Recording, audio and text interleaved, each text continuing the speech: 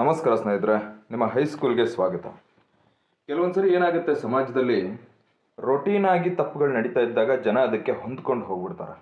ಅಂದರೆ ಪ್ರಾರಂಭದಲ್ಲಿ ಅಂಥ ತಪ್ಪುಗಳು ನಡೆದಾಗ ಯಾವುದೋ ಎಲ್ಲೋ ಒಂದು ಕೇಸ್ ಆಗುತ್ತೆ, FIR ಆಗುತ್ತೆ, ಪೊಲೀಸ್ನವ್ರು ಅರೆಸ್ಟ್ ಮಾಡ್ತಾರೆ, ಮತ್ತೆ ಬೇಲ್ ತೊಗೊಂಡು ಹೊರಗೆ ಬರ್ತಾರೆ, ಆಮೇಲೆ ಇನ್ನೊಂದು ಕಡೆ ನಡೆಯುತ್ತೆ, ಮತ್ತೊಂದು ಕಡೆ, ಹೀಗೆ ಸುಮಾರು ವರ್ಷಗಳಿಂದ ನಡೀತಾ ಬಂದಂಥದ್ದು ಪದೇ ರೆಗ್ಯುಲರ್ ಆಗಿ ಬರ್ತಾ ಅದು ರೊಟೀನ್ ಆಗೋಗ್ಬಿಡುತ್ತೆ. ಈವನ್ ಪೊಲೀಸ್ನವ್ರಿಗೂ ಕೂಡ ಅದೊಂದು ಹೆಡ್ಏಕ್ ಆಗುತ್ತೆ. ಅಯ್ಯೋ, ಈ ಕೇಸಾ, ಸರಿ, ಈ ಥರ ದಿನ ಬೇಕಾದಷ್ಟು ಇದಾವೆ ಬಿಡ್ರಿ, ಇನ್ನು ನ್ಯಾಯಾಂಗದ ಮುಂದೆನೇ ಹಲವಾರು ಕೇಸ್ಗಳಿದ್ದಾವೆ, ನಮ್ಮ ಮುಂದೆನೋ ದಿನ ಬರ್ತಾನೆ ಇರ್ತವೆ, ಏನು ಮಾಡೋಕ್ಕಾಗುತ್ತೆ, ಒಂದು ಸ್ವಲ್ಪ ತಡ್ಕೊಳ್ಳಿ, ಕ್ಲಿಯರ್ ಮಾಡ್ಕೊಳ್ಳೋಣ ಅಂತ ಹೇಳ್ಕೊಂಡು ಹೋಗ್ತಾರೆ.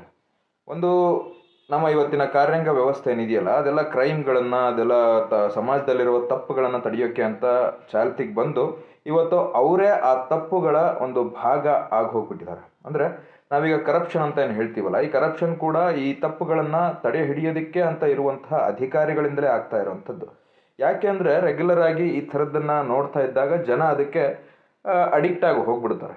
ಇವತ್ತು ನಾವು ಭ್ರಷ್ಟಾಚಾರದ ಬಗ್ಗೆ ಏನು ಬೇಕಾದರೂ ಮಾತಾಡ್ಬೋದು, ಆದರೆ ಪ್ರತಿಯೊಬ್ಬನೂ ಕೂಡ ಆ ಒಂದು ಭ್ರಷ್ಟಾಚಾರದಲ್ಲಿ ಪರೋಕ್ಷವಾಗಿ ಪ್ರತ್ಯಕ್ಷವಾಗಿ ಇನ್ವಾಲ್ವ್ಮೆಂಟ್ ಇದ್ದೇ ಇರುತ್ತೆ. ಇದು ನಾಟ್ ಈವನ್ ಕಾಮನ್ ಸಿಟಿಸನ್ಗೆ ಅಷ್ಟೇ ಅಲ್ಲ, even including the chief minister of states or other cabinet members also.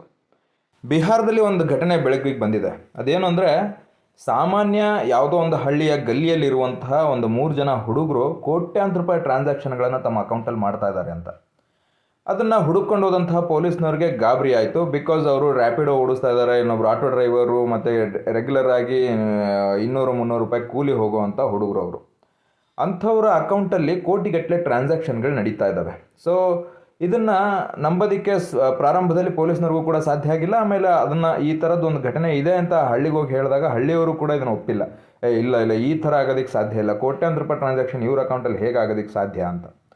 ಆಮೇಲೆ ಆದರೂ ಪೊಲೀಸ್ನವ್ರು ಬಿಟ್ಟಿಲ್ಲ, ಅದನ್ನು ಸೈಬರ್ ಕ್ರೈಮ್ನವರು ತಮ್ಮ ಕೈಗೆ ಎತ್ಕೊಂಡಿದ್ದಾರೆ. ಅದಾದಮೇಲೆ ಅವ್ರಿಗಿದ್ದಂತಹ ಮೆಸೇಜ್ಗಳನ್ನು ಆಧಾರವಾಗಿ ಇಟ್ಕೊಂಡು ಇವರ ಬ್ಯಾಂಕ್ ಅಕೌಂಟ್ ಟ್ರಾನ್ಸಾಕ್ಷನು ಮತ್ತು ಇವ್ರನ್ನೆಲ್ಲ ವಶಕ್ಕೆ ಪಡ್ಕೊಂಡು ವಿಚಾರಣೆ ಮಾಡಿದಾಗ ಗೊತ್ತಾಗಿದ್ದೇನು ಅಂದರೆ, ಇವರು ರೆಗ್ಯುಲರ್ ಆಗಿ ಕೂಲಿನಲ್ಲಿ ಮಾಡಿಕೊಂಡು ಬದುಕ್ತಿದ್ದಂತಹ ಜನ.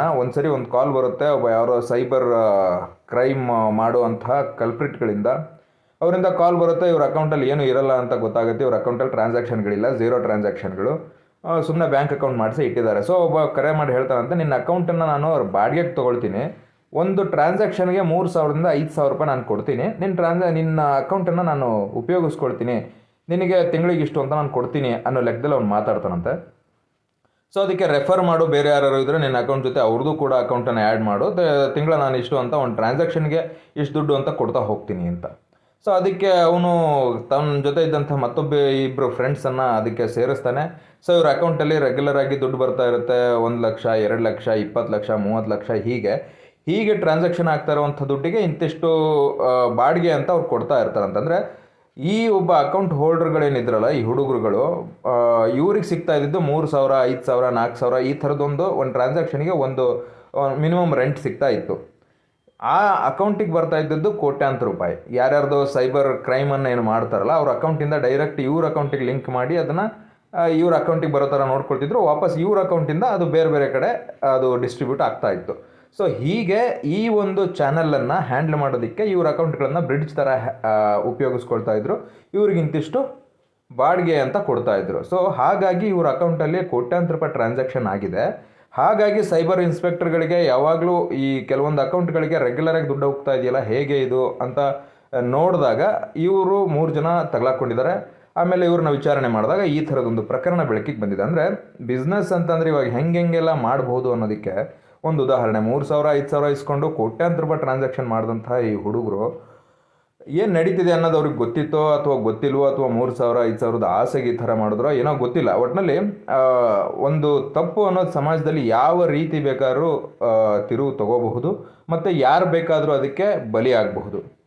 ಸೊ ಈ ಒಂದು ಪ್ರಕರಣ ಮುಂದೆ ಎಲ್ಲೆಲ್ಲಿ ಕರ್ಕೊಂಡು ಹೋಗುತ್ತೆ ಅನ್ನೋದನ್ನು ಕಾದು ನೋಡಬೇಕಾಗಿದೆ. Thank you.